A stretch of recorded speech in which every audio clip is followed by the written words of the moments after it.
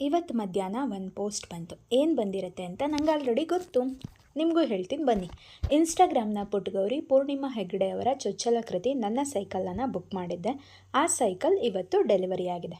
ಪುಟಾಣಿ ಪುಸ್ತಕ ಒಂದಷ್ಟು ಶಾಲಾ ದಿನಗಳ ಸಿಹಿ ನೆನಪುಗಳನ್ನ ಮೆಲ್ಕು ಹಾಕಿಸ್ತು. ಯಾಕಂದರೆ ಹೈಸ್ಕೂಲ್ ಡೇಸಲ್ಲಿ ಸೈಕಲ್ ಪಡ್ಕೊಂಡಂತಹ ಮೊದಲನೇ ಬ್ಯಾಚ್ ನಮ್ಮದೇ ಆಗಿತ್ತು. ಸೈಕಲ್ ಕೊಟ್ಟ ಖುಷಿಗೆ ಯಾವ ರೇಂಜಿಗೆ ಸೈಕಲ್ ತುಳಿದಿದ್ವಿ ಅಂದರೆ, ಸೈಕಲ್ ನಟ್ಟು ಬೋಲ್ಟೆಲ್ಲ ಲೂಸಾಗಿ ಒಂದೇ ವಾರಕ್ಕೆ ಪಂಚರ್ ಶಾಪಲ್ಲಿ ಅಡ್ಮಿಟ್ ಆಗೋಗಿತ್ತು.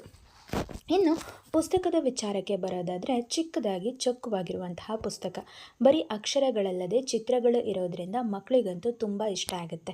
ಯಾರ್ಯಾರು ತಮ್ಮ ಮಕ್ಕಳಿಗೆ ಪುಸ್ತಕ ಓದೋದನ್ನು ಅಭ್ಯಾಸ ಮಾಡಿಸ್ಬೇಕು ಅಂತಿದ್ದಾರೋ ಅವರಿಗೆ ಪುಸ್ತಕ ಇದು ಮೊದಲನೇ ಆಯ್ಕೆಯಾಗಿರಲಿ. ಪುಸ್ತಕ ಓದೋದಕ್ಕೆ ಹೆಚ್ಚೇನು ಸಮಯ ಬೇಕಿಲ್ಲ, 5 ನಿಮಿಷದೊಳಗೆ ಮುಗಿಯುತ್ತೆ. ಕಪ್ಪಲ್ಲಿರೋ ಕಾಫಿ ಮುಗಿಯೋ ಅಷ್ಟರಲ್ಲಿ ಪುಸ್ತಕ ಓದಿ ಮುಗಿಸ್ಬಹುದು. ಆದರೆ ಆಮೇಲೆ ನೆನಪುಗಳಿಂದ ಹೊರಬರೋದಕ್ಕೆ ಒಂದಷ್ಟು ಸಮಯ ಹಿಡಿಯುತ್ತೆ.